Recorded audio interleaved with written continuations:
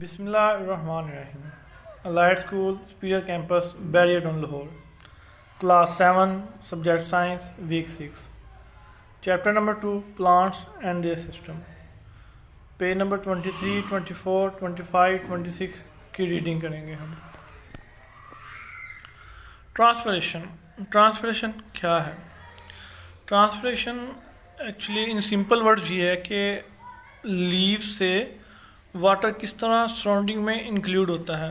Plants अपने leave से, अपने पत्तों से किस तरह वाटर को एयर में डिफ्यूज़ करते हैं, किस तरह एयर में शामिल करते हैं। तो अब हम पढ़ते हैं। Transpiration is the process by which a plant loses water from its leave into the surrounding air.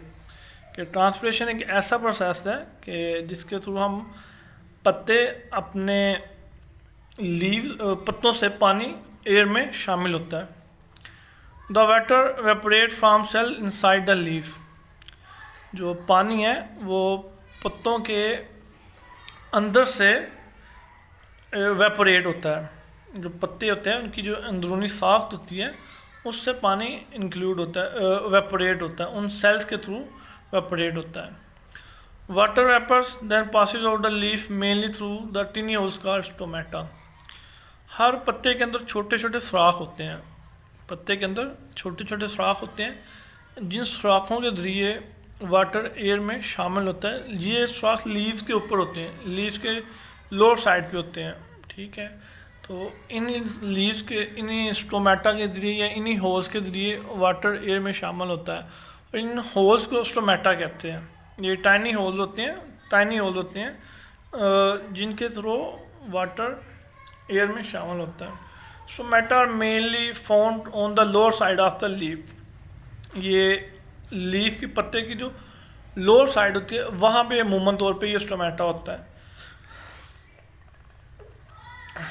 ठीक हो गया। जो पत्ते की निचली साइड होती है वहाँ भी ये होल्स होते हैं, जहाँ से वाटर, टिप वाली साइड पे ये होल्स होते हैं जहाँ से वाटर लीव करता है, छोड़ता है पत्ते को। अच्छा, कंट्रोलिंग ट्रांसपिरेशन के ट्रांसपिरेशन कंट्रोल किस तरह होती है? Each stoma is surrounded by 2 sausage shaped guard cells which control the size of the hole. जो स्टोमेटा होता है उसके गिर्द 2 गार्ड सेल्स होते हैं। ठीक है, हर स्टोमेटा के गिर्द 2 गार्ड सेल्स होते हैं। ये गार्ड सेल्स इस ट्रांसपिरेशन को कंट्रोल करता है। ठीक है, इनके साइज कम या ज़्यादा होने से ट्रांसपिरेशन कम या ज़्यादा होती है। अब ये किस तरह होता है ये ज़रा देखते हैं। कि राइट साइड पे है जहाँ पे आपको 2 पिक्स नज़र आ रही हैं। तो जो लेफ्ट वाली पिक है उस पर लिखा हुआ है when a plant has plenty of water the pressure inside the guard cell rises and the stomata will open. जब प्लांट के अंदर ज़्यादा पानी हो जाता है, पानी की एक्सेस होती है, तो जो प्रेशर होता है गार्ड सेल के ऊपर वो ज़्यादा हो जाता है, बढ़ जाता है। ठीक है, और प्रेशर बढ़ने से स्टोमेटा ओपन हो जाते हैं। जब प्लांट में पानी ज़्यादा होता है तो जो गार्ड सेल है उनके ऊपर प्रेशर ज़्यादा हो जाता है, जिससे स्टोमेटा ओपन हो जाते हैं। ओपन स्टोमेटा लो मोर ट्रांसपिरेशन, ये ज़्यादा ट्रांसपिरेशन को लो करते हैं। जितने ज़्यादा गार्ड सेल ओपन होंगे स्टोमेटा उतना ज़्यादा ओपन होगा। जितना ज़्यादा वाटर ज़्यादा होगा गार्ड सेल पे प्रेशर उतना ज़्यादा होगा, और प्रेशर ज़्यादा होने की वजह से उनकी जो मुंह है ओपन हो जाएंगे, जिससे ट्रांसपिरेशन ज़्यादा होगी। नेक्स्ट है when guard cells lose water the pressure inside fall and stomata will close. ताहम जब गार्ड सेल पे प्रेशर कम होता है तो वो बंद रहते हैं, जिसकी वजह से ट्रांसपिरेशन कम होती है। Stomata close stomata slow down transpiration. ठीक है जी। नेक्स्ट है कि what affect the speed of transpiration. कि ट्रांसपिरेशन की स्पीड का किन चीज़ों से इफेक्ट होती है। ठीक है, इसमें पहले नंबर पे आती है कि the speed of rate of transpiration can be affected by number of things. पहले नंबर पे temperature. On warm day more water will evaporate from the leaf cells, so transpiration will speed up. कि गर्मियों के दिनों में ज़्यादा पानी evaporate होता है, तो इस वजह से ट्रांसपिरेशन की स्पीड ज़्यादा, जितनी ज़्यादा गर्मी होती है उतनी ज़्यादा ट्रांसपिरेशन होती है। जितनी ज़्यादा गर्मी होगी उतनी ज़्यादा ट्रांसपिरेशन की, जो टेम्परेचर ज़्यादा होता है उससे पौधे को अपना अपना एनवायरनमेंट मेंटेन करने के लिए ट्रांसमिशन रेट इंक्रीज़ करना पड़ता है। विंड ऑन विनी डेज, जब आंधी के दिन होते हैं, जब हवा तेज़ चल रही होती है, water vapour will be blown away as it come out through the stomata, so transmission will be speeded. इसमें ये होता है कि वाटर जैसे ही स्टोमेटा की होल के पास आता है तो विंड की वजह से विंड उसको अपने साथ उड़ा के ले जाती है। अब उसको अपने साथ उड़ा के ले जाती है तो ट्रांसमिशन का रेट उस वजह से भी इंक्रीज़ कर देता है। तो वहाँ पे नया वाटर आने की ज़रूरत होती है उस स्टोमेटा के पास। तो ये भी एक रीज़न है कि जब विंड ज़्यादा होती है तो ट्रांसमिशन रेट ज़्यादा होता है। Humidity on dry days the air can hold more water vapour, so transmission will B speed up. जब हब्बस के दिन होते हैं तो हवा रुक जाती है तो वाटर ज़्यादा वेपोरेट होता है, तो उन दिनों में भी स्पीड वेपोरेशन की ज़्यादा हो जाती है। टेम्परेचर जब ज़्यादा हो, जब हवा चल रही हो और जब हब्बस हो, ह्यूमिडिटी हो।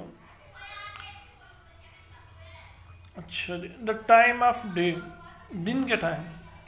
Stomata are only open during the day is most plants, जो ज़्यादातर प्लांट्स होते हैं उनमें स्टोमेटा दिन के टाइम ओपन होता है। रात के टाइम स्टोमेटा क्लोज हो जाता है, क्योंकि रात के टाइम ना टेम्परेचर होता है ना विंड होती है, लेकिन उस तरह नहीं होती कि आप उसको क्योंकि वेपोरेशन ट्रांसपिरेशन रेट चीज़ हो जाए। So transpiration will be fast then, और इस वजह से दिन के वक्त ट्रांसपिरेशन ज़्यादा होती है, रात के वक्त ट्रांसपिरेशन कम होती है, क्योंकि ज़्यादातर प्लांट्स में ट्रांसपिरेशन दिन के वक्त होती है। नेक्स्ट है ट्रांसपिरेशन स्ट्रीम, कि वो किस तरह जाता है। ये आप पिक की तरफ गौर करें, हम पहले पिक को समझ लें, उसके बाद हम इसको पढ़ेंगे कि जो वाटर होता है, water enters root hair from the surface of soil particles. जो सॉइल है, रेत है, वहाँ से जो पानी है वो रूट के हेयर के साथ अटैच होता है, और रूट हेयर में से ये पानी प्लांट के अंदर एंटर होता है। ज़ाहिर बात है ज़मीन के अंदर तो पानी मौजूद होगा, तो जो रूट की हेयर्स हैं उनमें से पानी उन सबसे पहले रूट की हेयर के साथ अटैच होता है, फिर उसके थ्रू पानी प्लांट में एंटर होता है। Water move from cell to cell by osmosis. Root hair में एंटर होने के बाद ये सेल बाय सेल, यानी एक सेल से दूसरे सेल, दूसरे से तीसरे, तीसरे सेल, इस तरह ये करता करता ऑस्मोसिस के थ्रू मूव करना शुरू करता है। ऑस्मोसिस कहता है कि जहाँ पे पानी कम हो वहाँ पर उसको रिप्लेस करने के लिए दूसरा पार्टिकल आ जाता है, तो उसको ऑस्मोसिस कहते हैं। थर्ड है कि water is pushed up into and up the xylem tube by pressure. जो प्रेशर के थ्रू जाइलम ट्यूब के ऊपर, जाइलम ट्यूब के अंदर पानी को पुश किया जाता है ऊपर की तरफ।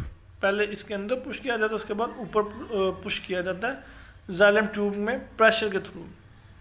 चौथे नंबर पर ये प्रेशर के थ्रू एरो आपको रिप्रेजेंट करा रहा है कि रूट हेड से येलो जो है, रूट हेड से ये पानी अंदर जा रहा है, सेल बाय सेल मूव करते हुए। थर्ड स्टेप से ये जाइलम में, ये जाइलम ट्यूब में बाय प्रेशर ये अपवर्ड साइड पे जा रहा है।